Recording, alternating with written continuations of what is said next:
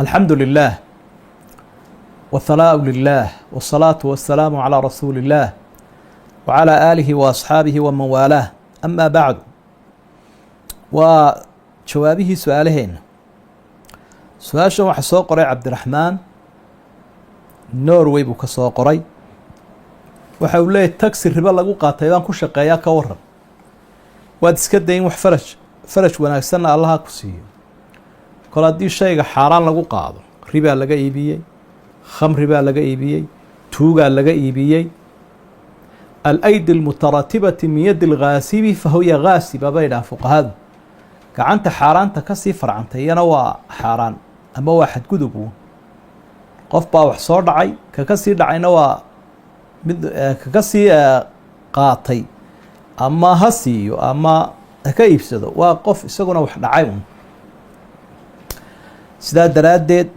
xaaraantu alxaraamu xaraamun cala aljamiic dadka wixii aan cudurdaar ay loo dhan xaaraantu waa ka baxsanta waa ka hadhanta iskaga hadh faraj khayr qabana ilaahay weydiiso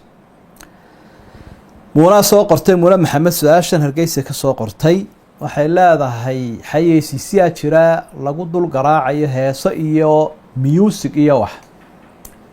marka xayeysiisyada ma sii dayn karaa ma ku macaashi karaa maya haddii aad xayeysiinayso si fiican u xayeysii oo wixii la isku khilaafsay ama xaaraana ka dah muuqaalka xun iyo codka xun ka dah oo xayeysiis saafi oo nadiifa ayaad sii day doontaa wax sharcigu xaaraantinimeeyey aanu la soconin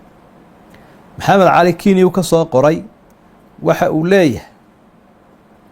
marka aan imaamka ku xidho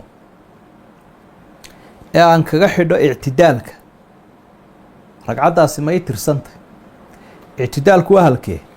waa rukuucda sara joogga ka dambeeya imaamkii baa rukuucdii ka soo toosay allahu akbar anigiina waan ku xidhay ragcaddaa maxaa laga yeelayaa salaadaasi way kuu xidhantay wey jawaabtu laakiin ragcaddaasi kuuma tirsanaa intaa aada la sii socotana ajri uun baad heli insha allah inaad dadka oo sujuudsan oo ataxiyaadsanaya kor taagnaataana sax maaha meeshuu imaamku kaga jira salaadaba waad kaga xidhan laakiin ragcaddii waxaa lagaaga tirinayaa markaad ugu timaado sara joogga ama isagoo si fiican u rukuucsan markaad ku gaadho labadaa wixii aan ahayn kuuma tirsana ragcaddu markaa iminka ragcaddii kuuma tirsana marka la soo kaco ayuunbaad tirsan doontaa insha allah cabdiraxmaan wuxuu ka soo qoray sweden waxa uu leeyahay marka aan masaxo labadii cagood isagu siduu u dhigayo markaan weysaysteen weysadii dhammaystiro duhurkii casarkii ku tukado intoon anigoo aan masixina dee weyse qaba maqribkii ma ku tukan karaa mise waan masaxayaa jawaabtu waxa weeye qofku inta uu weyse qabo wuu ku tukanayaa salaada iyada ah ila weysadii hore uu ku tukanayaa oo isagoo daahira buu gashaday markayse weysadu ka jabto qaarka koruu maydhayaa sharabaadadii adkaana dushoodu masaxaya masxigii markaasaa kow looga odhanayaa weysadaa labaad markaa uu masaxee weysaysta markaa inta uu deegaanka yahay ama reerkiisa joogo habeen iyo maalin ayuu xaq u leeyahy inay sharabaadadaasi ugu jiraan oo kolkay weysadu ka jabtaba uu masaxo qaarka sare markuu maydho hadduu musaafir yahayna 3 maalmood iyo 3 habeen ayuu kolkuu weyse jababa qaar kale intuu maydho halkana masaxayaa markay fursaddu saasay u kala badan tahay waa ruqsad iyo fudayd sharcigu uu siiyey qofka muslimka ah oo habeen iyo maalina waa nagaadiga safarkuna waa 3 habeen iyo 3 maalmood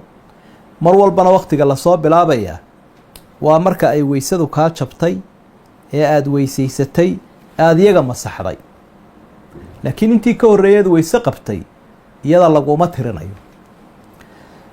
su-aasha waxaa soo qortay maryam ingiriiska ka soo qortay waxay leedahay ninkayga 9 sannadood buu iga maqan yahay markan u yeedhaba wuxuu idhaa shaqan wadaa fasakhaad ma ka qaadan karaa bay leedahay wallaahi waa arrin dhib ah labadii qof ee ilaahay zawjaynka lagu tilmaamay nisaa'ukum xarthun lakum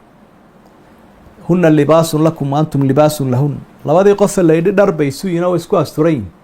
inay 9 sannadood kala maqan yihin iyagoo aan isna qabin isna furin dhibkeeday leedahay marka in dhan la isula ciiro wey ama xaas la noqdo sidaa ilaahay uu sheegay fa imsaakum bimacruufin aw tasriixun biixsaan in la kala tag wanaagsan iyo wada joog wanaagsan marka isaga waxa waajib ku ah xaaska hadduu qabi karayo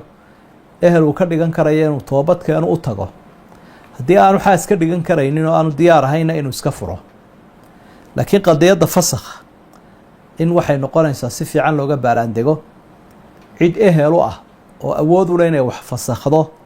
ay u tagto culimada halkaa jooga iyadoo la tashanaysa soomaalida ah kadibna isagii loo yeedho haddii uu diidana wadooyinkii kale sharciga la maro markaa saas taana taladaasaynu raacin lahayn laakiin qoyska in lagu ciyaaro maaha xadgudubna uu noqdo